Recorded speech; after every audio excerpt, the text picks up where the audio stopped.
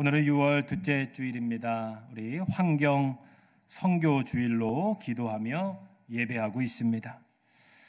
하나님의 세계를 지키고 돌보는 일은 우리 교회와 성도들의 사명임을 믿습니다. 세상의 원리 가운데 우리가 한 생명을 키우고 자라게 하는 것은 정말로 많은 시간과 노력이 필요합니다. 또 우리가 무엇인가 성장하기 위해서는 많은 시간과 눈물과 노력이 필요합니다. 그런데 이상하게 무너지는 것은 한순간입니다. 그렇기에 우리가 누리는 것들, 또 우리 주위에 있는 그 모든 것들의 소중함과 감사함을 가지고 잘 갖고 나가고 지켜야 하는 것입니다. 이번 전주에도 우리 참 슬픈 참사가 있었지요. 한순간에 우리 인간의 부주의로 건물이 무너져서 많은 분들이 희생을 당했지요.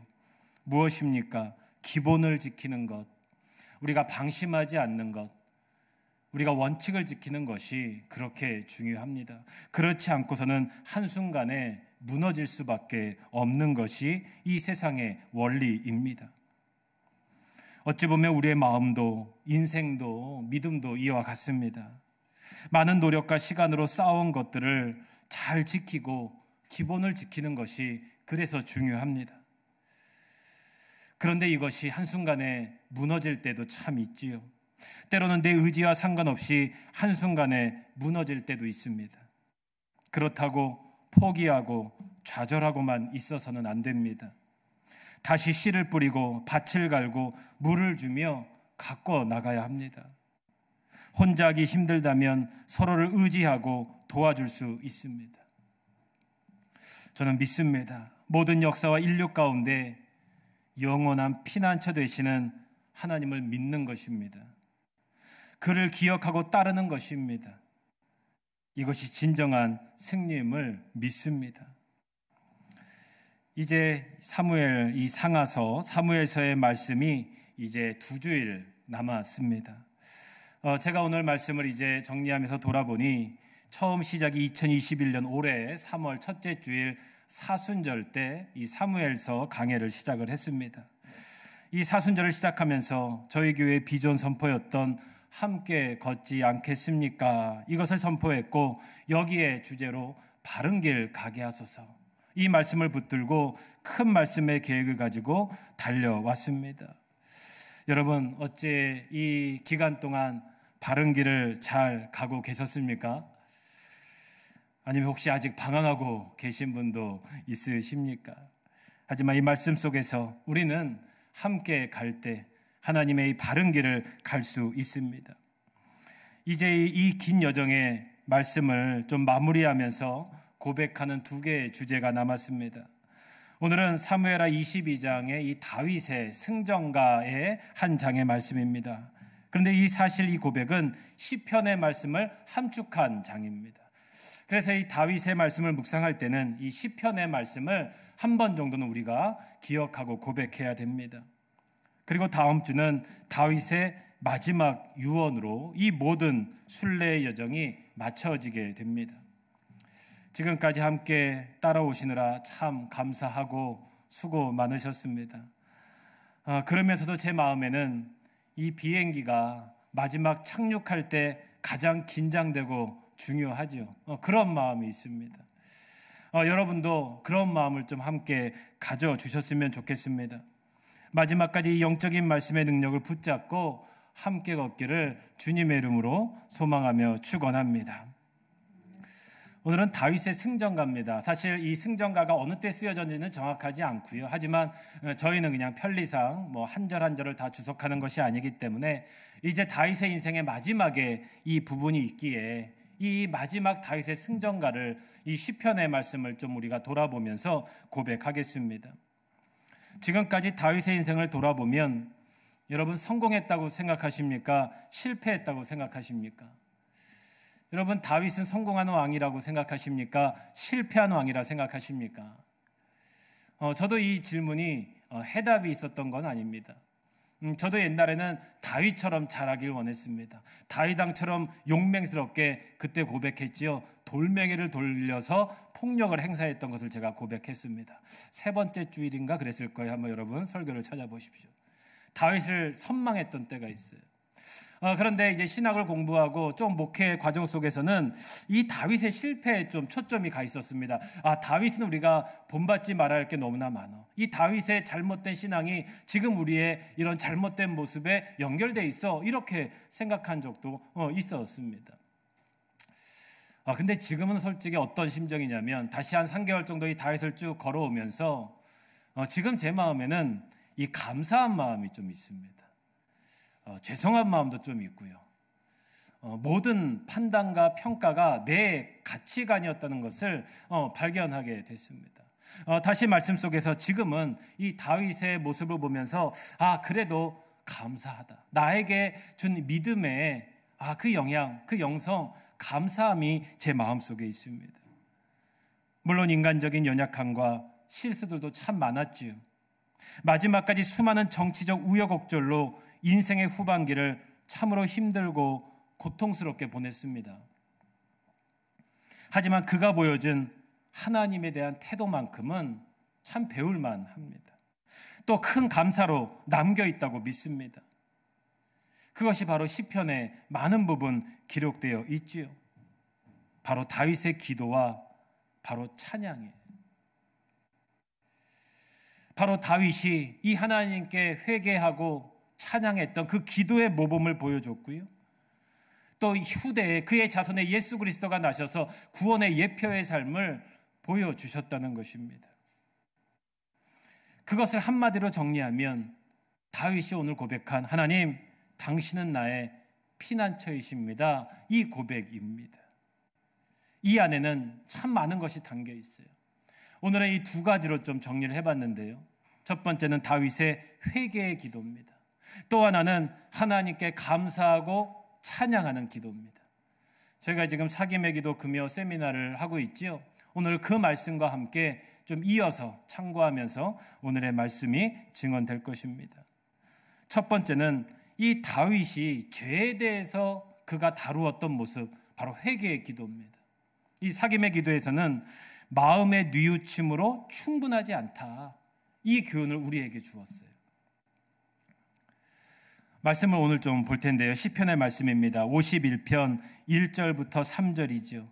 다윗이 밧세바를 범하고 우리아를 죽인 다음에 고백한 다윗의 회개의 기도였습니다. 하나님이여, 주의 인자를 따라 내게 은혜를 베푸시며 주의 많은 긍휼을 따라 내 죄악을 지워주소서.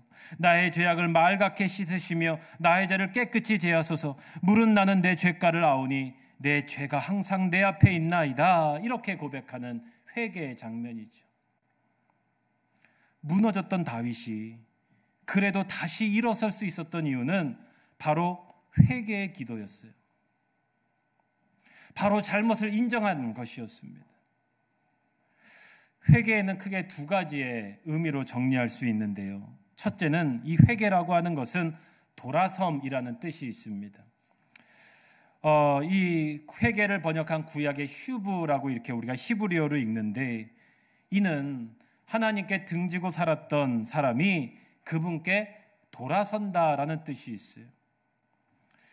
신약 성경에는 누가복음 15장의 그 대표적인 이야기지요. 돌아온 탕자의 이야기에 보면 누가복음 15장 17절에 그 탕자가 아버지를 떠나 등을 지고 떠나갔다가 이제 스스로 돌이켜서 다시 아버지께로 다가가는 장면입니다. 이것이 회개입니다.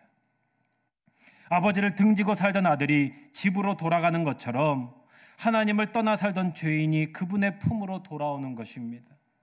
예수님께서도 하나님께 돌아오라 요청하셨죠. 하나님께 돌아서는 것은 죄를 뉘우치는 일을 포함합니다. 그런데 죄를 뉘우치는 것만으로 슈브가 이루어지는 것이 아니에요. 눈물을 흘리며 죄를 뉘우칠 뿐만 아니라 과거의 잘못된 삶을 버리고 하나님과 새로운 삶을 다시 시작할 수 있어야 됩니다. 그래서 둘째 회개의 의미가 이 뉘우침이다, 이렇게 좀 번역할 수 있겠죠. 뉘우침이다. 헬라어는 이 메타노이아라고 그래요. 이것은 이 애벌레가 성충이 되는 변형의 과정, 새로운 존재가 되는 거예요. 본성은 같지만 완전히 새롭게 변화된 것입니다. 존재가 바뀌는 것이지요. 뉘우쳐서 변화된 삶을 의미합니다. 이 안에도 돌아섬의 의미가 있지만 이 돌아섬을 통해서 자신의 잘못을 깨닫고 자신의 부족함과 죄로 인해 고통받는 사람들에 대해 아픔을 느끼고 눈물을 흘리는 행동을 포함합니다. 이 사김의 기도에서 김영복 목사님이 세미나에서 이런 고백을 하시더라고요. 탕자의 비유가 너무나 유명하잖아요. 여러분, 탕자가 이제 죄를 회개하고 아버지께 용서해서 돌아와서 아버지한테 반지를 입고 색동옷을 입었어요. 여러분, 그 다음에 그 둘째 아들은 어떻게 살았을까를 생각해 보셨대요. 여러분, 어떻게 살았을까요? 내가 탕자라면 그 버릇 쉽게 못 고쳤을 겁니다. 네. 아버지가 아무리 잔처를 아버지께 돌아왔지만 여러분, 그게 끝난 게 아니에요. 그 앞의 삶은 아마 그 아버지를 또 속썩였을 거예요. 돌아섬이 끝난 것이 아니라 끊임없이 이 죄된 것을 끌어버리는 과정이 다 있다는 거예요. 넘어지고 반복하고 훈련할 수밖에 없는 게 우리 인간의 본성이라는 것입니다. 자신의 삶에서 중대한 잘못을 발견했을 때 그 문제를 놓고 하나님 앞에서 씨름하는 게 회개 기도예요. 근데 여러분, 하나님을 이길 수 있습니까? 못 이겨요. 다윗의 시편, 그 통해의 시편은 그러한 회개의 모습을 우리에게 전해주고 있는 겁니다. 그래서 오늘은 좀 함께 기도하는 마음으로 소리를 내어 읽었으면 좋겠어요. 시편 51편 7절입니다. 함께 고백하겠습니다. 시작. 우슬초로 나를 정결하게 하소서. 내가 정하리이다. 나의 죄를 씻어주소서. 내가 눈보다 희리이다. 저한테 하는 얘기. 하나님, 저를 매일 씻어주세요. 시편 51편 10절입니다. 함께 읽을까요? 시작. 하나님이여, 내 속에 정한 마음을 창조하시고 내 안에 정직한 영을 새롭게 하소서. 여러분, 정직하는 게 얼마나 어려운 걸 몰라요. 거짓말하는 게 우리의 속성이죠. 시편 41편 4절에 고백합니다. 여호와여, 내게 은혜를 베푸소서. 내가 주께 범죄하였사오니 나를 고치소서. 이 지금 다윗이 다 회개 기도하는 거예요. 다윗은 자신의 범죄 앞에 하나님이 이미 알고 계시고 회개로 나아오라는 명령에 바로 돌아섰죠. 그리고 자신의 죄값에 대해서 무조건적인 용서만을 구한 게 아니에요. 나를 새롭게 해달라고 지금 기도했죠. 정하게 해달라고. 이것이 회개 기도입니다. 진정한 회개 기도를 위해서는 먼저 이 죄책감이 드는 행동에 대해 내가 세심히 검토해야 돼요. 그 행동이 어떤 점에서 내가 지금 잘못하고 있는지, 하나님 앞에서 통곡해야 할 이유가 무엇인지를 생각해 볼 필요가 있습니다. 우리 인간의 본성 속에는 스스로의 죄를 합리화하는 습관이 있지요. 법적으로만 문제 없으면 되는 것 아닌가? 이런 상황에서는 어쩔 수 없는 것 아니야. 아무도 본 사람이 없는데 증거가 어디 있어? 그게 우리의 본성이에요. 죄를 짓고도. 하지만 사람은 속일 수 있어도 하나님은 속일 수 없다는 것을 여러분 꼭 기억하시길 바랍니다.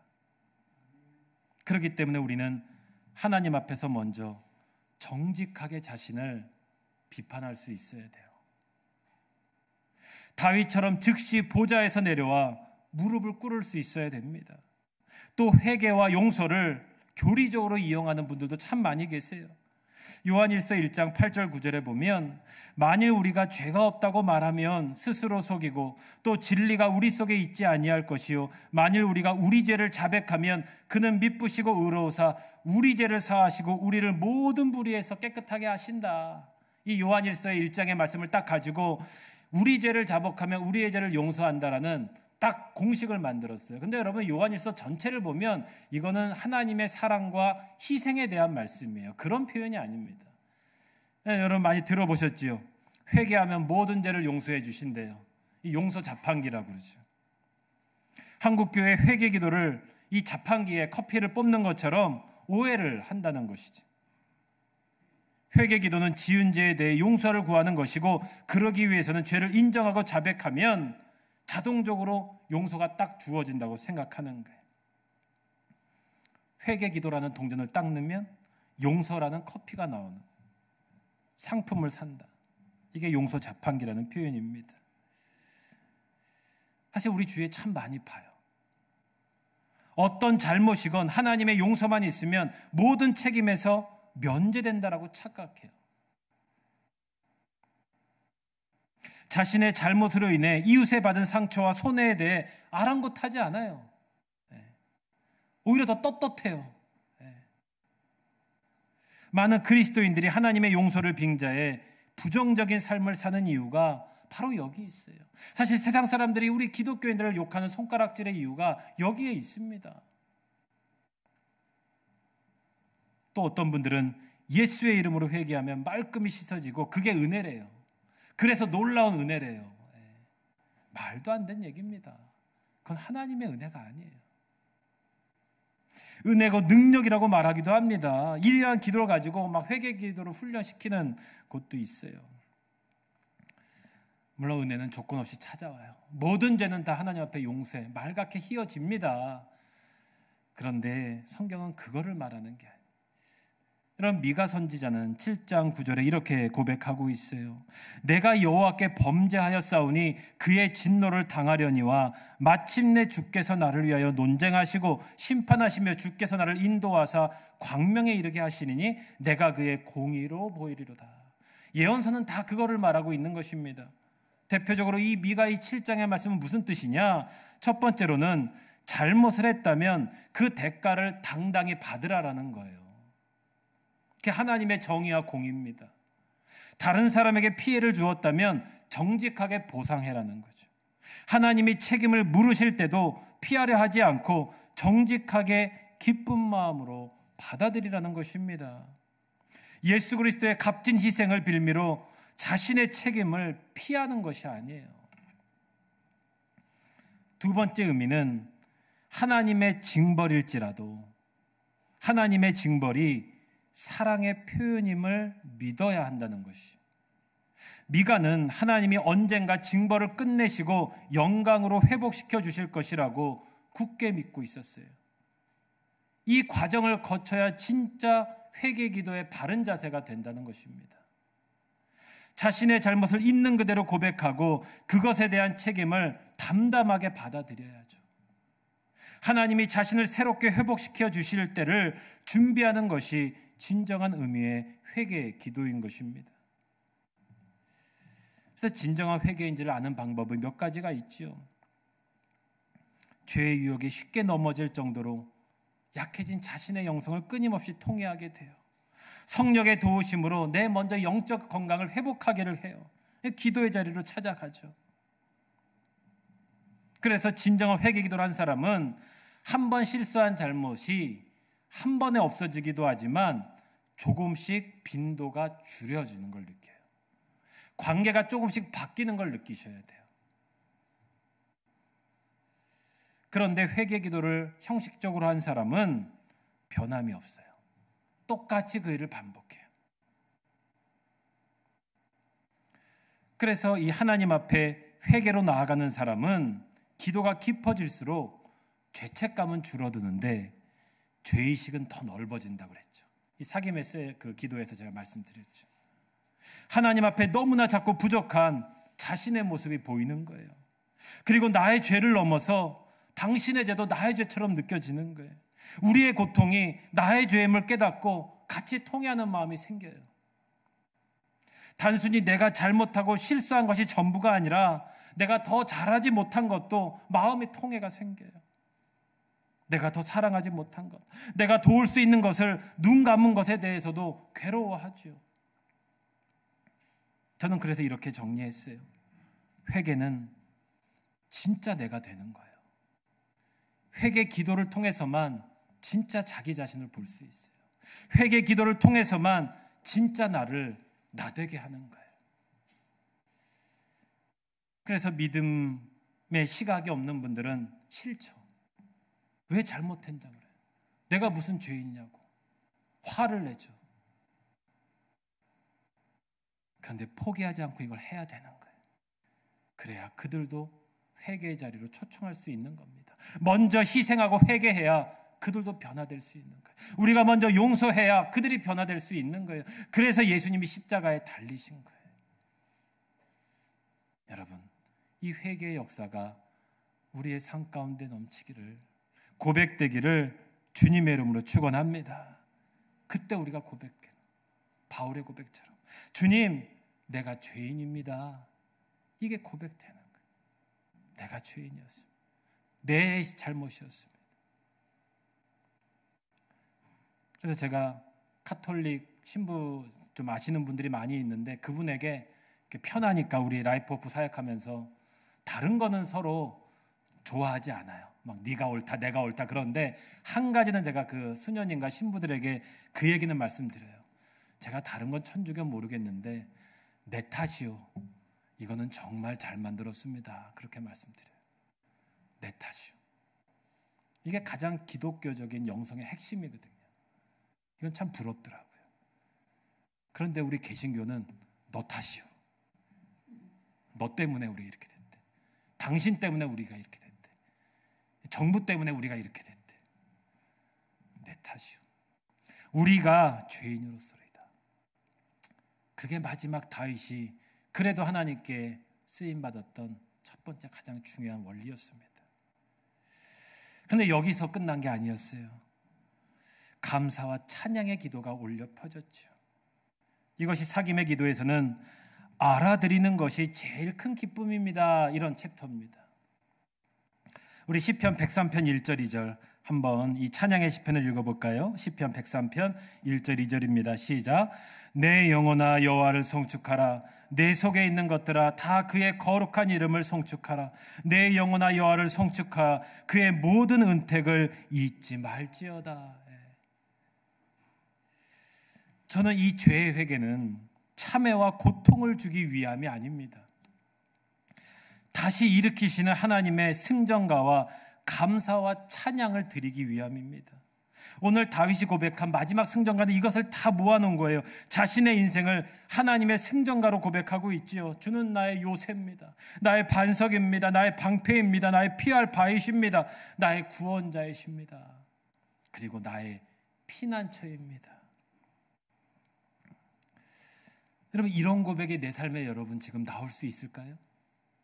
여러분, 이런 하나님에 대한 감탄과 찬양이 쉽게 나올 수 있을까요? 여러분, 이거는 쉽지 않은 거예요. 아무리 깊은 영성가도요, 이 어려운 시대에는 하나님 찬양하기 쉽지 않아요. 하나님 왜 이런 고난을 주십니까? 언제 끝납니까? 이 속에서 하나님 나의 구원이십니다, 요새입니다. 여러분, 이게 쉽게 나올 수 있을까요? 결코 그렇지 않아요. 알라딘의 요술 램프에 나오는 그 마술사 이름이 뭔지 아시나요? 네, 지니. 요새 지니가 굉장히 많이 들려요. 지니 TV 틀어줘, 지니 꺼줘, 이래요. 우리 집은 하이 클로바입니다. 클로바 테레비 켜줘 막 이래요. 우리 시골 가니까 우리 어머님이 지니야 TV 틀어줘, 사투리로 하는데도 들어주신다고 되게 흥분해 계셔요. 지니 너무나 착하다고. 지니가 누군데? 몰라. 지니 틀어줘. 그러면 걔가 테레비 켜줘 막 이렇게 간증하세요. 여러분, 지니가 TV 틀어주면 지니한테 감사하십니까? 감사할 필요가 없어요. 왜? 그는 그렇게 할 일이에요. 그냥 편리할 뿐이에요. 신기할 뿐입니다. 여러분, 많은 성도들이 하나님께 기도하는 것을 이 지니한테 소원을 빌고 하나님께 지니처럼 모든 소원을 다 들어주시는 것으로 이해하는 게 참 많아요. 만약 지니가 알라딘의 소원을 들어줬습니다. 그래서 알라딘이 지니에게 고마워할 책임이 있을까요? 그럴 책임은 없어요. 알라딘은 지니에게 감사할 이유가 없습니다. 왜? 시키는 대로 하는 게 지니의 사명이기 때문이에요. 하지만 하나님은 알라딘의 지니가 아니라는 것입니다. 이거 하나님과의 관계의 문제라고 제가 말씀을 드렸어요. 내가 하나님께 회개의 심령을 고백하고 체험하게 되고 하나님의 진정한 용서를 느끼게 되면 하나님과의 관계가 회복되는데, 그때 나오는 게 뭐냐? 하나님에 대한 사랑에 대한 감사와 찬양이라고 말씀드렸죠. 하나님에 대한 경애와 감격이 솟아나는 것입니다. 뭘 해줘서가 아니에요. 우리도 자라가면서 이 부모님에 대한 이 감사에 대한 느낌이 달라지잖아요. 철이 없을 때는, 아이일 때는 막 투정하고 불평하잖아요. 그런데 철이 들게 되면 그래요? 부모님의 감사의 마음이 훨씬 더 커지잖아요. 존중하게 되고 효도하게 되잖아요.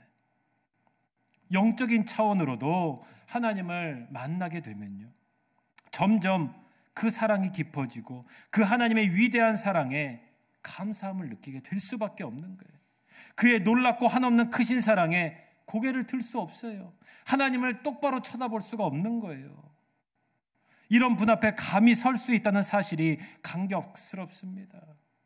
내가 그런 분을 아버지라고 부를 수 있대요. 그분이 나같이 덧없는 존재를 안아주셨어요. 알아주신대요. 그것이 눈물겹도록 감사할 수밖에 없는 거예요. 그렇기 때문에 진정한 감사와 찬양의 기도는 성숙한 자만이 드릴 수 있는 기도예요. 이 세상의 가장 아름다운 기도는 감사와 찬양의 기도예요. 시편 33편 1절입니다. 우리 함께 읽어볼까요? 너의 의인들아 여호와를 즐거워하라. 찬송은 정직한 자들이 마땅히 할 바로다. 여러분, 지금 찬송 부르는 거요, 아무나 할 수 있는 거 아니에요. 감사와 찬양이 가장 아름다운 기도의 까닭은요, 성도들의 마음에서 터져 나오는 감사와 찬양을 하나님이 너무나 기뻐하시기 때문이죠. 우리 육신의 부모님을 제일 기쁘시게 하는 방법이 무엇입니까? 그 마음을 알아드리는 거예요. 그 사랑의 마음, 희생의 마음을 조건 없이 알아드리는 것입니다. 어떤 선물보다 귀한 선물이죠. 하나님께서도 인간이 드리는 어떤 선물보다 그래서 감사와 찬양을 기뻐하시는 거예요. 시편 69편 30절 31절에는 함께 고백할까요? 내가 노래로 하나님의 이름을 찬송하며 감사함으로 하나님을 위대하시다 하리니 이것이 소곧 뿔과 굽이는 황소를 드림보다 여호와를 더욱 기쁘시게 함이 될 것이다. 이렇게 고백했어요. 다윗이 찬양과 감사를 하나님이 가장 기뻐하신다고 노래하는 거예요. 이 말은 우리가 하나님께 드리는 어떤 물질적 예물이 무가치하다는 뜻이 아닙니다. 그 예물보다 마음이 더 중요하다는 거예요. 하나님은 감사와 찬양 자체를 즐기시는 것이 아니에요. 우리가 감사와 찬양을 드린다는 말은 그분이 우리에게 얼마나 중요한 존재인지를 인정한다는 뜻입니다. 리차드 포스터의 기도라는 책에는 이 감사와 찬양을 조금 이렇게 구별했지요. 감사는 하나님이 나에게 해주신 것에 대한 응답이고, 찬양은 하나님이 어떤 분인지를 깨달았을 때 생기는 감격의 표현이다. 그래서 어떤 수준을 정하라면 감사보다는 찬양이 훨씬 더 수준 높은 기도다, 이렇게 고백하기도 했어요. 독일의 신학자 이 알버트 비징어라는 사람이 그리스도인의 삶의 근본 양식이라는 책이 있는데요, 여기에서 감사란 선사된 어떤 것에 대한 언어적인 혹은 언어 외적인 반응일 뿐 아니라 그렇게 받은 것에 알려지는 다른 사람의 품격에 대한 전인격적인 응답이다. 이 되게 어려운 얘기인데 이렇게 좀 이해하시면 돼요. 여러분, 이럴 때가 있어요. 이제 어떤 훈련이, 요새 강철 부대가 유행이잖아요. 모든 걸 다 배웠어요. 넌 이제 됐다. 하산을 시키는 거예요. 이 응답이에요. 그러면 뭐해 그래요? 너가 이거를 통과하면 넌 이제 된 거야. 넌 이제 어려운 작전을 다 수행할 수 있어. 넌 이제 나의 만족하는 인생을 살 수 있어. 복되게 살 수 있어. 승리할 수 있어. 이런 뜻이에요. 감사와 찬양을 하는 사람은 하나님이 보시기에 이제 됐다. 너는 가서 이제 충분히 네 길을 갈 수 있어. 행복하게 살 수 있어. 승리하면서 살 수 있어. 이렇게 보증한다는 뜻이에요. 감사의 찬양이 넘치는 삶을 사는 하나님을 그 하나님의 자녀를 보시면서 하나님은 우리가 비로소 영적인 눈을 뜨고 진리를 깨달았음을 보신다는 뜻이에요. 자신이 철든 것을 확인하고 기뻐하는 부모처럼 하나님은 우리의 영적 성숙을 보고 기뻐하시는 거예요. 감사와 찬양은 영적 성숙의 증거이기 때문입니다. 시편 71편 23절에 이렇게 고백하죠. 함께 읽을까요? 내가 주를 찬양할 때 나의 입술이 기뻐 외치며 주께서 속량하신 내 영혼이 즐거워하리이다. 그만큼 성숙한 거예요. 감사와 찬양의 기도는 하나님께 올리는 것입니다. 이 예배도 그거예요. 지금 나는 어떤 감사와 찬양도 나오지 않습니다. 하지만 감사와 찬양을 통해서 오히려 감사의 조건과 찬양의 기쁨이 샘솟을 수도 있습니다. 감사와 찬양의 기도를 드리면 우리 마음은 은혜와 사랑으로 가득 차게 돼요. 마음이 따뜻해져요. 그 속에 하나님의 만지심과 치유하심의 역사가 있는 것입니다. 사랑하는 성도 여러분, 평생 누군가에게 쫓아다니고요, 누군가를 쫓아야만 살 수밖에 없었던 인물이 다윗이었어요. 그 순간 그 다윗이 당신은 나의 영원한 피난처가 되셨습니다, 이 고백하는 거 쉬운 고백이 아니에요. 자신 인생 전체를 바꾸는 고백이었어요. 어떤 핑계를 대고 변명을 한 것이 아니에요. 어떤 조건을 하나님께 달라고 그런 게 아니에요. 내가 잘한 것도, 내가 실수한 것도, 내가 지금 당하는 고난도 하나님이 나를 위해 준비해 주신 피난처였습니다. 이렇게 지금 고백하고 있는 거예요. 사랑하는 성도 여러분, 우리도 별반 다르지 않는 인생을 살아가고 있지는 않습니까? 아니, 점점 도망칠 곳도 피할 곳도 안전한 곳도 없는 이 세상이 되어가고 있지 않습니까? 이제 다시 하나님과 눈을 맞추는 회개의 기도로 나오시기를 바랍니다. 여전히 우리를 통해 기뻐 받으시는 감사와 찬양의 자리로 나오시기를 바랍니다. 그러할 때 지금도 역사하시고 함께 하시는 하나님의 놀라운 은혜를 만나는 우리 모두가 되시기를 주님의 이름으로 축원합니다. 기도하겠습니다. 주님, 당신은 나의 피난처이십니다. 이 고백으로 우리가 정말로 주님 앞에 다시 한번 무릎으로 나아가고 감사와 찬양을 올릴 수 있도록, 정말로 무너져 있는 이 세상과 우리의 삶에 다시 소성할 수 있도록 주님 붙잡아 주시옵소서. 예수 그리스도의 이름으로 기도하옵나이다. 아멘. 할렐루야. 우리 서로